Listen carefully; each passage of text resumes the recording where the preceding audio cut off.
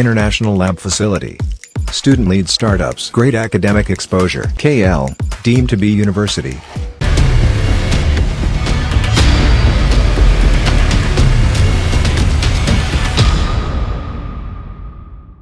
ఆంధ్రప్రదేశ్లో మే 11 ఎన్నికలు జరగబోతున్నాయి. ఎన్నికలు దగ్గర పడుతున్న కొద్దీ అక్కడ వేడి కూడా, అక్కడ మాటల యుద్ధం కూడా రోజు రోజుకి పెరిగిపోతోంది.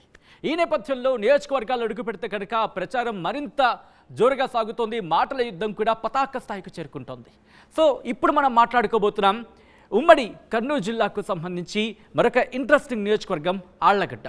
అవును, ఆళ్లగడ్డలో ఏ పార్టీ ఎవరిని బరిలోకి దించింది, వాళ్ళ మధ్య ఎటువంటి పోటీ ఉంది, వాళ్ళ ప్రొఫైల్స్ ఏంటి, ఇవన్నీ చూసే ప్రయత్నం చేద్దాం. Here it is. ఇక్కడ ఏ పార్టీ బరిలోకి దించుతోంది, ఎవరిని అనేది చూసేద్దాం. ఎస్, ఆళ్లగడ్డ నుంచి వైసీపీ బరిలోకి దించింది గంగుల బ్రిజేంద్ర రెడ్డిని, అలాగే టీడీపీ బరిలోకి దించింది భూమా అఖిలప్రియను. ఒక్కసారి వీళ్ళ ప్రొఫైల్స్ చూసే ప్రయత్నం చేద్దాం. ఎస్, వైసీపీ నుంచి బరిలోకి దిగుతున్నారు గంగుల బ్రిజేంద్ర రెడ్డి. ప్రొఫైల్ చూస్తే కనుక రెడ్డి సామాజిక వర్గానికి చెందిన నేత ఈయన. బీకాం చదువుకున్నారు. ఎమ్మెల్సీ, ప్రభుత్వ విప్ గంగుల ప్రభాకర్ రెడ్డి తనయుడు గంగుల బ్రిజేంద్ర రెడ్డి. ఇంకా ఈయన ప్రొఫైల్ చూస్తే కనుక 2017లో తండ్రితో కలిసి వైసీపీలో చేరారు. 2019లో తొలిసారి ఎమ్మెల్యేగా పోటీ చేశారు, గెలిచారు గంగుల బ్రిజేంద్ర రెడ్డి. ఇది వైసీపీ నుంచి పోటీ చేస్తున్న ఆయన ప్రొఫైల్. ఇక టీడీపీ నుంచి బరిలోకి దిగుతున్నారు భూమా అఖిలప్రియ. ఒకసారి ప్రొఫైల్ చూసే ప్రయత్నం చేసినప్పుడు రెడ్డి సామాజిక వర్గానికి చెందిన నేత భూమా అఖిలప్రియ. భూమా నాగిరెడ్డి కుమార్తె. అలాగే 2014లో తల్లి మరణంతో ఏకగ్రీవంగా ఎమ్మెల్యేగా ఎన్నికయ్యారు భూమా అఖిలప్రియ. 2017లో తండ్రితో కలిసి టీడీపీలో చేరారు. మంత్రిగా పనిచేసిన అనుభవం కూడా భూమా అఖిలప్రియ సొంతం.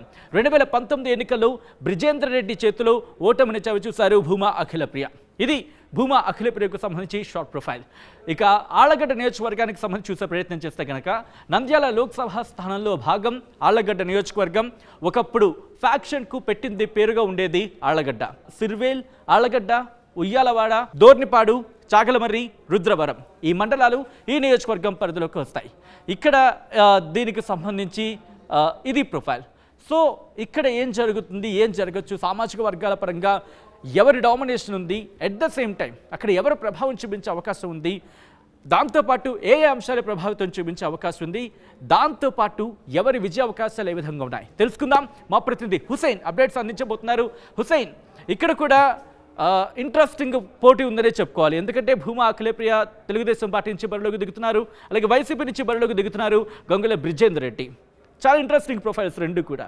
ఈ నేపథ్యంలో ఎవరి వ్యూహాలేంటి, ఎవరి ప్రతి వ్యూహాలేంటి, సామాజిక వర్గాల పరంగా అక్కడ ఎటువంటి ప్రభావం ఉండే అవకాశం ఉంది, అలాగే అక్కడ ఎటువంటి అంశాలు ప్రభావితం చేయబోతున్నాయి? సచిన్, ఆళ్లగడ్డ నియోజకవర్గానికి ఒకప్పుడు ఫ్యాక్షన్ కి పెట్టింది పేరు. అయితే ఈ అక్కడ గత కొంతకాలంగా మాత్రం ఫ్యాక్షన్ ఆనవాళ్ళు అయితే కనిపించడం లేదు. కానీ ఈ నియోజకవర్గంలో నువ్వా నేనా అనేటువంటి వర్గపోరు ఉంటుంది పట్ల సామాజిక వర్గాల ప్రభావం కానీ సామాజిక వర్గాల ఫ్యాక్టర్స్ మాత్రం చాలా తక్కువ. ఎందుకంటే ఇక్కడ ఫస్ట్ నుంచి కూడా భూమా వర్గము, గంగుల వర్గము పోటీ పడేటువంటి పరిస్థితి ఉంటుంది. ప్రతిసారి కూడా ఈ రెండు వర్గాలకు మధ్య ఎన్నికల్లో నువ్వా నేనన్నట్టు హోరాహోరీగా పోరు కొనసాగుతుంది. ప్రధానంగా ఇప్పుడు ప్రస్తుతం ఉన్నటువంటి ఎమ్మెల్యే గంగుల బ్రిజేంద్రనాథ్ రెడ్డి. ఇతను గత 5 సంవత్సరాలుగా ఎమ్మెల్యేగా పనిచేస్తున్నారు. మొదటిసారిగా ఎమ్మెల్యే అయినటువంటి అభ్యర్థి. అంతకంటే ముందు వాళ్ళ పెదనాన్న వచ్చేసి మంత్రిగా పనిచేశారు.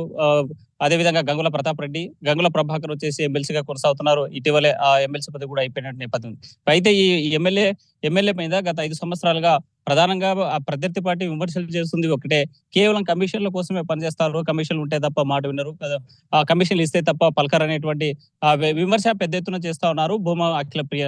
అయితే ఈ నియోజకవర్గంలో భూమా బ్రిజేంద్రనాథ్, ఈ గంగుల బ్రిజేంద్రనాథ్ ఒకటే చెప్తున్నారు, అభివృద్ధి చేస్తా ఉన్నాము, అన్ని సంక్షేమ పథకాలు ప్రజలకు తీసుకెళ్తున్నాము, పూర్తి స్థాయిలో పనిచేసేందుకు దగ్గర ఉన్నటువంటి వ్యక్తి నేను, ఎప్పుడు కూడా ప్రజల్లో ఉన్నాను, ప్రజలు ఏ క్షణం చేసినా సరే పని పూర్తి చేసి పెడుతున్నానని చెప్పేటువంటి పరిస్థితి గంగుల నానిది. అయితే ఈ నేపథ్యంలోనే గంగుల కుటుంబానికి ఇటీవల కాలంలో కొంతకాలంగా ప్రధానంగా విమర్శిస్తున్నారు. టార్గెటెడ్ గా గంగుల ఫ్యామిలీనే టార్గెట్ గా పెట్టుకొని పనిచేస్తున్నటువంటి భూమా అఖిలప్రియ పెద్ద ఎత్తున కూడా విమర్శలు చేస్తున్నారు. ఎందుకంటే గంగుల నాని ఎవరైతే ఉన్నారో విజేంద్రనాథ్ రెడ్డి తల్లి మాట వినేటువంటి వ్యక్తి. తల్లి ఏం చెప్తే అదే చేస్తున్నారు. కనీసం పెళ్లిళ్ళు జరిగినా, లేకపోతే ఏదన్నా శుభకార్యాలు జరిగినా, లేకపోతే రైతాంగానికి సంబంధించి కాలువ నీళ్లు వదులుకోవాలంటే కూడా కమిషన్లు అడుగుతున్నటువంటి పరిస్థితి కనిపిస్తుంది. దీని మీద ప్రధానంగా విమర్శిస్తున్నారు. అంటే కమిషన్లు ఉంటే తప్ప పలకరు, కమిషన్లు ఇస్తే తప్ప పని చేయరనేటువంటి విమర్శ చేస్తున్నారు ఈ నియోజకవర్గంలో. అయితే ఒకటే విజేంద్రనాథ్ రెడ్డి ఒకటే చెప్తున్నారు, కమిషన్లకు కకృతి పడో లేకపోతే ఇంకో దానికో నేను పని చేయడం లేదు. ఎమ్మెల్యే ఇక్కడ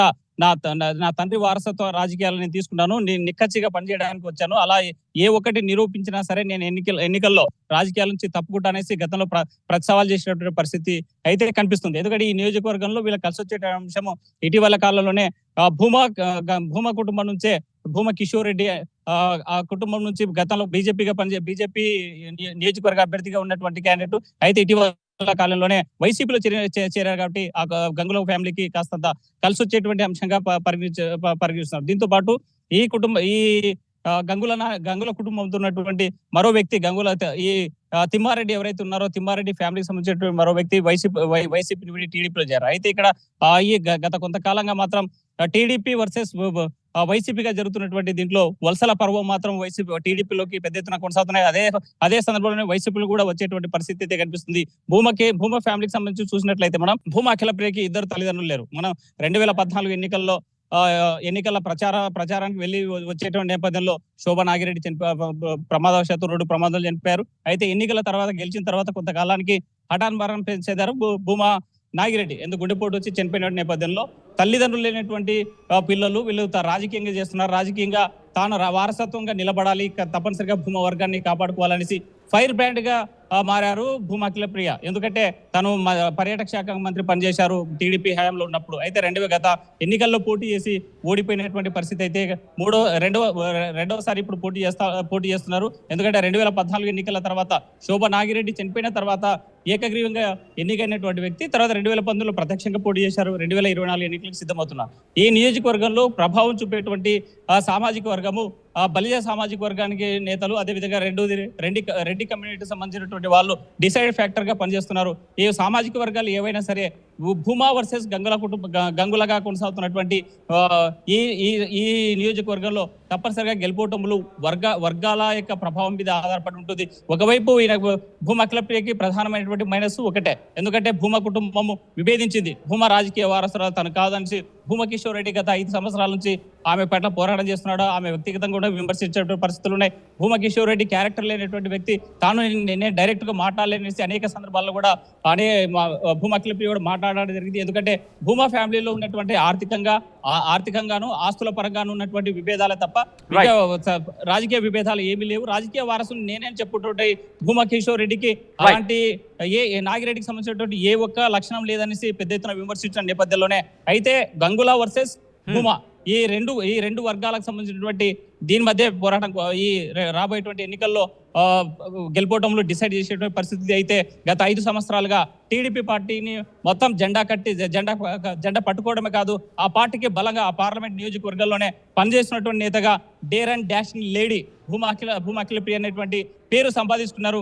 అయితే రాబోయేటువంటి ఎన్నికల్లో సింగిల్ గా కుటుంబం మొత్తం దూరమైంది. ఎక్కడైతే భూమా అఖిలప్రియకి కేవలం సింగిల్ గా ఉన్నారు, భూమా అఖిలకు సంబంధించిన ఫ్యామిలీ మాత్రమే ఉంది, మిగతా వాళ్ళ తమ బంధువర్గం అంతా కూడా దూరమైనటువంటి పరిస్థితులు అయితే స్పష్టంగా కనిపిస్తున్నాయి. అయితే మరికొన్ని రోజులు ఉంది కాబట్టి వీరంతా కలిసి పనిచేస్తే తప్పనిసరిగా గంగుల కుటుంబాన్ని ఓడించి భూమా కుటుంబం గెలిచేటువంటి పరిస్థితులు కనిపిస్తున్నాయి. మరోవైపు భూమా ఎవరైతే స్థానికంగా ఉన్నటువంటి గంగుల నాని విజేంద్రనాథ్ ఎవరైతే ఉన్నారో తాను సంక్షేమ పథకాలతో పాటు ఆ నియోజకవర్గంలో చేసినటువంటి కొన్ని అభివృద్ధి కార్యక్రమాలు నన్ను గెలిపిస్తానేటువంటి హోప్తో ఉన్నటువంటి పరిస్థితి అయితే తాజాగా కనిపిస్తుంది. సజిన్, ఆళ్లగడ్డకు సంబంధించి మాట్లాడుకున్నప్పుడు ఇక్కడ కూడా చాలా ఇంట్రెస్టింగ్ గా పోటీ ఉండే అవకాశమే కనిపిస్తోంది. ఎందుకంటే ఇద్దరికిద్దరు కూడా మేము గెలుస్తామంటూ ధీమాను వ్యక్తం చేస్తున్నారు. గ్రౌండ్ లెవెల్లో కూడా నియోజకవర్గంలో కూడా అటువంటి వేడే కనిపిస్తోంది. సో ఏం జరగబోతోంది, అక్కడ ఓటర్లు ఎవరిని తమ ఎమ్మెల్యేగా అసెంబ్లీకి పంపించబోతున్నారనేది మే 13న తేలబోతోంది. ఎవరు అనేది జూన్ 4న ఫలితాల రోజు చూద్దాం.